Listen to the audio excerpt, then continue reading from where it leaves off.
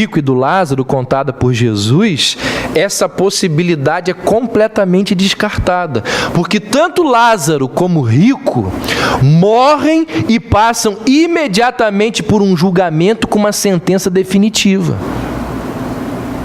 O rico foi para o inferno e Lázaro foi levado para o seio de Abraão. Seio de Abraão é uma figura usada pelos judeus para designar o céu.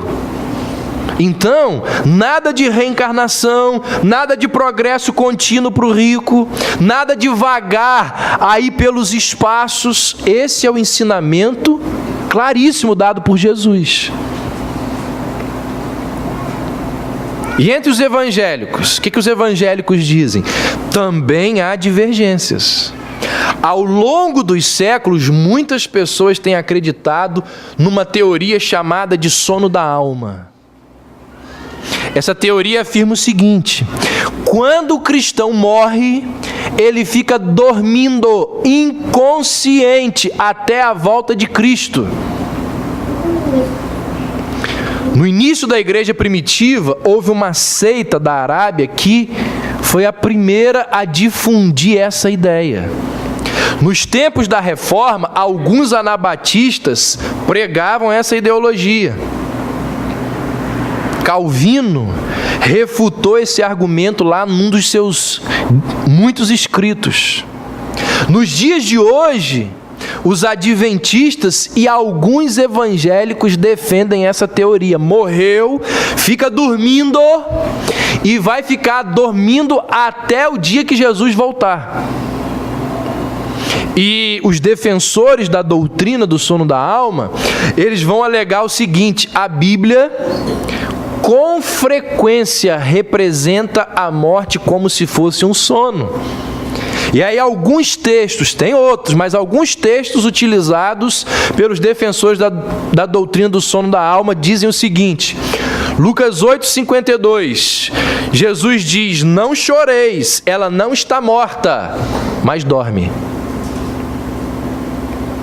Tendo dito isto, Atos 7,60, tendo dito isto, adormeceu, e Paulo consentiu na sua morte.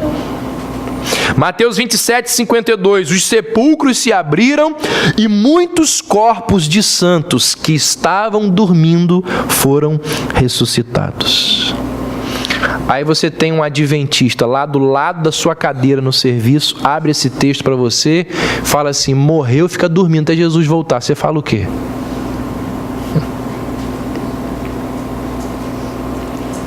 Primeiro,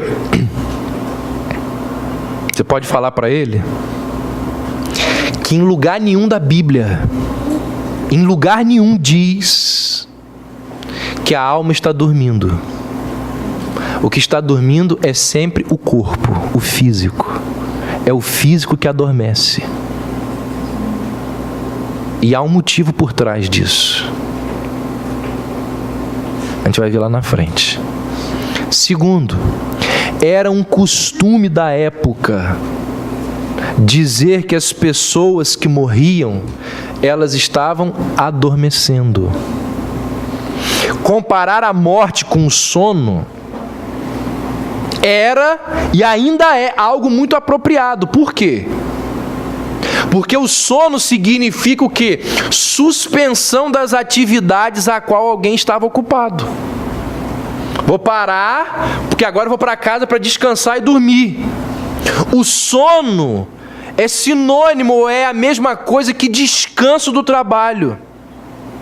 E a Bíblia nos diz que os mortos, eles descansam do seu labor, das suas dores aqui na terra. É o que João vai dizer em Apocalipse 14: bem-aventurados os mortos que desde já morrem no Senhor, para que descansem dos seus trabalhos. Não é a alma que dorme, é o corpo. Era um costume da época dizer que quem morria estava dormindo, porque é sinônimo de descansar das lutas e dos problemas. E terceiro, para que esses textos bíblicos citados pelos defensores do sono da alma tenham respaldo, tenham base, tenham alguma validade, era preciso demonstrar, ou é preciso demonstrar, que aqueles que morreram, eles não estão praticando nenhuma atividade depois de mortos. Porque se eles estão dormindo, eles não podem fazer nada, eles têm que ficar quietinhos. Será que é possível, mesmo quando se está dormindo, como vai dizer o Salmo 16, o salmista diz que as pessoas que morrem, elas estão desfrutando de deleites e delícias. A pessoa que morre, diz Lucas 16, começa imediatamente a receber consolo. Salmo 17 diz que aqueles que são levados para a presença de Deus passam a contemplar a face de Deus. Apocalipse 7 diz que ali eles estarão servindo ao Senhor. Mateus 8 diz que estão assentados à mesa com Abraão, Isaque e Jacó. Esses textos bíblicos demonstram que as pessoas que morreram, elas estão plenamente conscientes das coisas que estão fazendo. E uma pessoa que dorme, ela não tem consciência daquilo que faz. Pergunta para um sonâmbulo se as coisas que ele faz, ele está fazendo com consciência. Existem pessoas sonâmbulas que fazem coisas inacreditáveis. Outro argumento utilizado pelos defensores da doutrina do sono da alma é o seguinte: não vemos na Bíblia relatos dos que ressuscitaram de como é o céu. Daí se conclui que eles não viram e nem ouviram nada. Por quê? Porque estavam dormindo ou estavam inconscientes. Gente, primeiro, não ter nada escrito nos evangelhos ou na Bíblia não quer dizer que os que ressuscitaram não tenham falado. Pode ser que o autor sagrado é que não teve o interesse de relatar aquilo que ele ouviu de quem ressuscitou. Segundo, pode ser que aqueles que ressuscitaram falaram sim, até para servir de testemunho. Não sei se você conhece lá o texto bíblico que diz que os fariseus, depois que Lázaro ressuscitou, tentaram de todas as formas apanhar Lázaro para matá-lo. Não só para esconder o milagre. Mas por quê? Eu imagino que porque ele estava testemunhando das coisas que ele viu no céu. O ensino bíblico é que assim que morremos, nós vamos imediatamente para o céu. O que Jesus disse ao ladrão na cruz? Agora, a pessoa que quer deturpar a palavra de Deus, ela põe esse texto que você citou aí agora, do ladrão na cruz falando assim, de Jesus falando para o ladrão na cruz: eu te digo que hoje mesmo estarás comigo no paraíso. Aí a pessoa que quer deturpar o texto bíblico vai lá e coloca uma vírgula depois do hoje e fala assim: eu te digo hoje que estarás comigo no paraíso. Só que no original grego não existe essa vírgula. Por isso que as melhores traduções não colocam vírgula ali. Porque a ideia é de que Jesus está dizendo para aquele ladrão: daqui a pouco a gente vai estar no céu. E esse lugar de tormento e de dor vai ser esquecido para sempre. Segundo, quem está no céu vê a terra ou vê o inferno? Quem chegou lá no céu pode ver o que está acontecendo por aqui? Segundo a parábola do rico e do mendigo, quem está no inferno vê o céu. Mas quem está lá no céu não tem acesso mais à terra e muito menos ao inferno. diz a parábola que o rico, lá no inferno, tinha visões do mendigo lá no céu.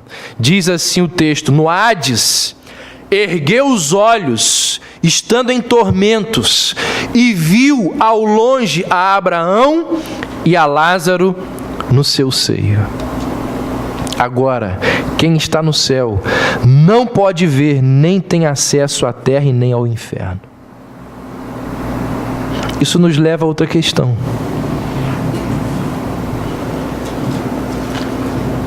Quem morreu pode voltar na terra? Gente, uma das maiores religiões que crescem no mundo e no nosso país é o Espiritismo. Por que as pessoas buscam o Espiritismo? Por vários motivos. Um deles, se não for o principal, é pela possibilidade que os espíritas afirmam de fazer contato com aquela pessoa que já morreu. Biblicamente, essa possibilidade não existe. Na parábola lá do rico e do mendigo, Jesus diz que existe um abismo enorme entre o mundo por vir e este mundo. O texto diz assim: entre nós está posto um grande abismo, de sorte que os que quisessem passar daqui para vós não poderiam, nem os de lá passar para nós. Então, segundo o ensino geral das Escrituras, que transparece aqui neste verso, os mortos não podem comunicar-se com os vivos desta terra. Creia nisso. Se você um dia for tentado ou levado a pensar por alguém sobre essa possibilidade, a Bíblia diz assim: não há comunicação, não há possibilidade de comunicar-se com quem já partiu desse mundo. Terceiro,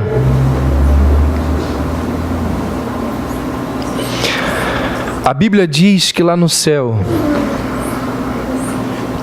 existirá progresso contínuo e infinito de conhecimento. O que a gente vai fazer lá no céu? Muitas coisas. Uma delas, ali nós vamos conhecer cada vez mais, progressivamente, infinitamente, o nosso Deus. Mas pastor, como que pode haver progresso se a Bíblia diz que na glorificação nós vamos ter uma perfeição moral? Se nós vamos ser moralmente perfeitos, como vai existir progresso?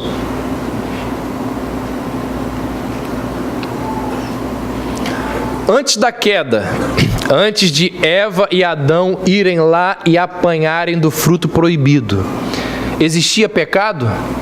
Não. Eles eram moralmente perfeitos, mas sabiam de todas as coisas? Conheciam a Deus de forma plena? Existe progresso mesmo na perfeição. Outro exemplo, Jesus era perfeito, sem pecado. Mas diz a Bíblia que ele, Lucas 2,42, cresceu em conhecimento e sabedoria. No céu, nós vamos continuar por toda a eternidade conhecendo aquele que é impossível de ser conhecido em sua totalidade. O salmista vai dizer no Salmo 145 que Deus, ele é infinito e jamais poderemos exaurir a sua grandeza. E isso por uma questão lógica. O dia que conhecermos a Deus plenamente, Ele deixa de ser Deus para a gente. Então no céu existirá contínuo crescimento, contínuo aprendizado, contínuo enriquecimento e conhecimento de Deus. Em quarto e último lugar, a Bíblia diz que o céu só é céu por causa de Jesus. Preste atenção nisso. O céu só é céu por causa de Jesus. A única definição de vida eterna encontrada nos lábios de Jesus, você pode folhear a sua Bíblia, e a única definição do que é a vida eterna lá no céu, encontrada nos lábios de Jesus, é aquela que está em João 17. Lá na oração sacerdotal, quando Jesus diz assim: e a vida eterna é esta, que te conheçam a ti como o único Deus verdadeiro, e a mim, a quem tu enviaste. E gente, esse conhecimento pode soar para nós como um mero conhecimento intelectual, qual você vai conhecer como que funciona um aparelho, você vai conhecer as ciências que você vai estudar. Só que a palavra conhecimento na Bíblia, ela sempre denota o quê? Um relacionamento íntimo, pessoal, interativo. Então a vida eterna de que Jesus fala, quando ele diz que a vida eterna é esta, que te conheçam a ti, isso aqui significa ter intimidade com Deus, não apenas o progresso que eu acabei de mencionar, mas também intimidade com Deus. Alguém observou que em nenhuma parte do Novo Testamento, olha que interessante isso, em nenhum lugar do Novo Testamento se fala dos crentes irem para o céu quando morrem.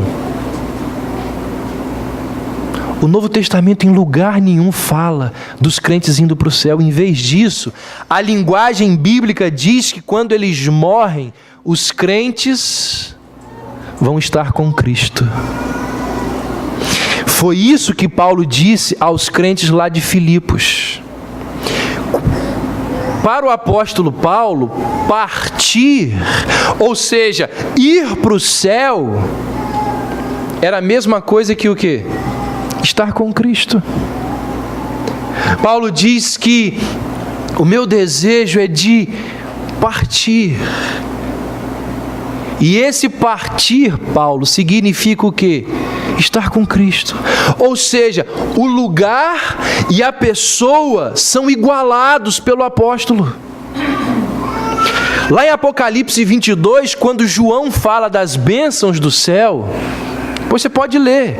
Ele vem falando, a gente vai ver isso nas outras mensagens. João vem falando das coisas gloriosas que existem no céu.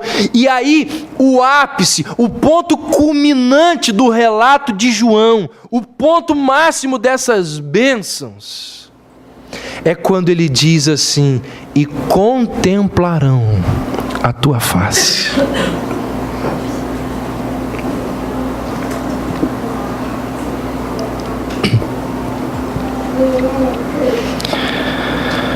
Irmãos,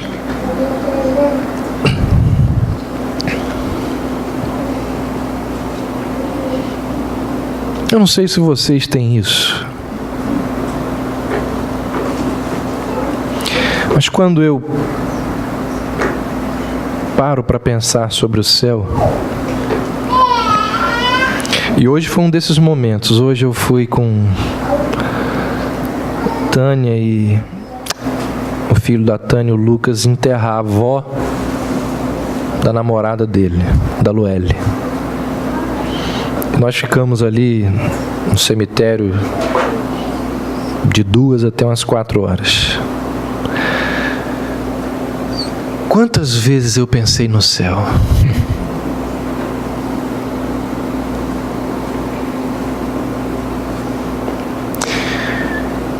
E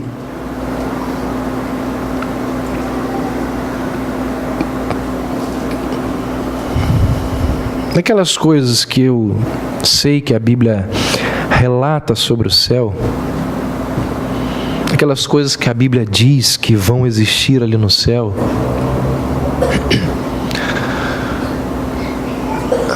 por exemplo, já vou adiantar o que eu ia falar semana que vem. A gente vai ver que lá no céu a gente vai se conhecer. E quando eu paro para pensar, e eu gosto muito de pensar sobre o céu. E eu paro assim, gente, eu vou chegar, quando eu chegar lá no céu, eu vou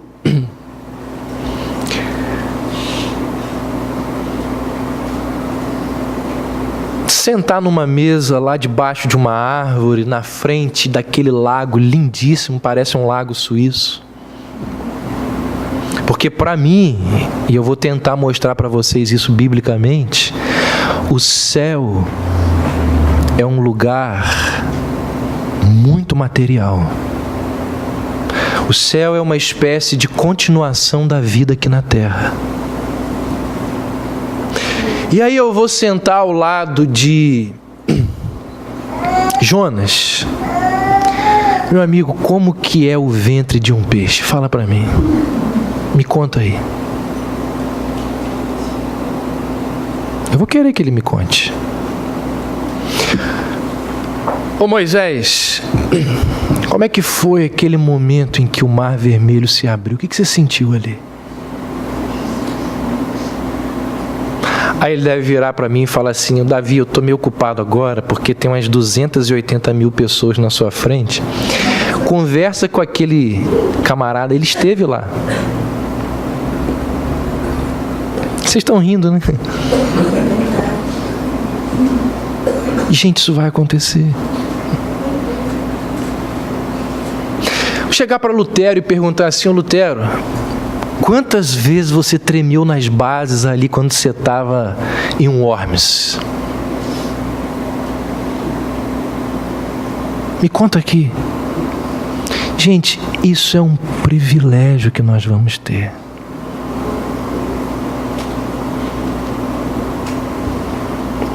Mas assim,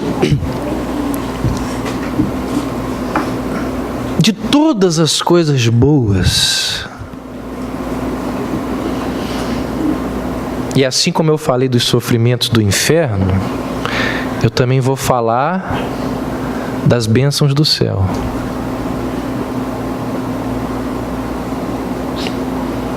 E eu nem queria que gravasse isso, porque tinha que fazer um parêntese aqui, porque isso é apócrifo. Isso aqui é até herético, que eu vou falar aqui. Mas assim, na minha mente, igual eu falei das coisas ruins do inferno, coisas boas do céu. Fico pensando assim, se lá no céu vai ter montes lindíssimos, e lá no céu a gente não pode morrer, eu vou poder me jogar de um monte e voar. Ter aquela sensação fantástica de voar. A Bíblia não diz nada disso, tá, gente? Eu que estou dando asas à minha imaginação. Mas eu sei que, e aí depois com base bíblica a gente vai falar mais sobre isso, que o céu é um lugar de extrema felicidade por vários motivos. Mas por que eu estou fazendo esse rodeio todo? Porque quando eu chegar lá no céu, igual você, quando eu também, todos nós, quando a gente vai para um lugar que a gente está querendo muito ir, imagina um adolescente, 15 anos, que vai passar dias na Disney. Qual é a primeira coisa que você vai fazer quando chegar lá?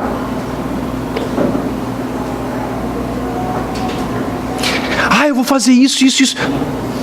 Qual é a primeira coisa que você vai fazer quando chegar no céu? Eu quero ver Jesus. quero ver o meu Senhor, o meu Salvador. E diz a Bíblia que nesse momento não vai ter 250 mil pessoas na minha frente. Porque diz a Bíblia que quando nós morrermos, o próprio Senhor Jesus será aquele a nos dar as boas-vindas lá no céu. Irmãos, imagina um momento de eu poder abraçar o meu Senhor,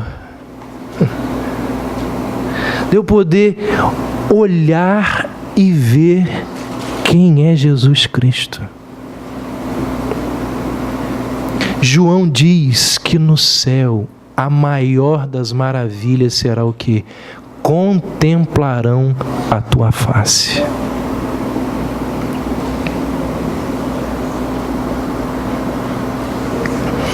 Lá na cruz, Jesus virou-se para o ladrão arrependido e disse assim: hoje mesmo estarás comigo no paraíso. Muita gente que lê essa frase entende que a palavra mais importante da frase qual é? Paraíso. Porque paraíso aqui significa o quê? Que o ladrão foi redimido. Paraíso aqui significa que mesmo que ele tenha feito tudo aquilo de ruim, ele vai viver a eternidade num lugar de glória, num lugar de felicidade. Mas, gente, o que Jesus oferece para esse ladrão é muito melhor que o paraíso. O que Jesus oferece para esse ladrão é intimidade com Ele, de forma que a palavra mais importante nesse verso não é paraíso. A palavra mais importante aqui é o quê?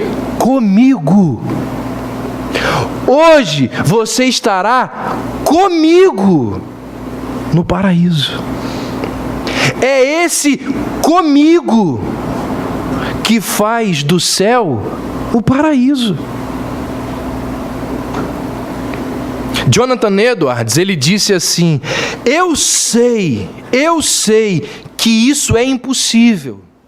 No entanto, se Jesus passasse a eternidade no inferno, eu preferiria ir para o inferno a estar sem ele no céu, pois estar onde Jesus está, isto sim é o céu para mim.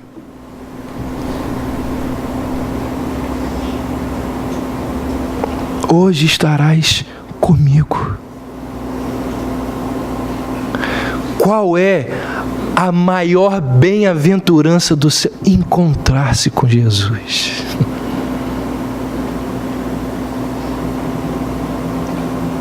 E aí, tem um detalhe.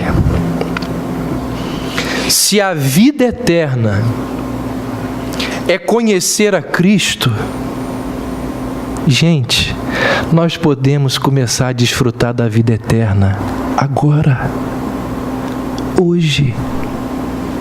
A eternidade não é algo que vai acontecer, algo que começará mais tarde quando nós morrermos. O tempo em que nós estamos vivendo, ele se desenrola dentro da eternidade. Ou seja, a vida eterna, as delícias do céu, o conhecer a Cristo, já podem ser experimentados hoje. É claro que não na plenitude que será lá no céu. Afinal de contas, nós vivemos num mundo repleto de pecado. No entanto, numa certa proporção, nós já podemos desfrutar do céu. Porque se o céu é intimidade com Cristo, é relacionamento, é conhecimento, isso, ou uma parcela disso já está acessível a mim e a você aqui.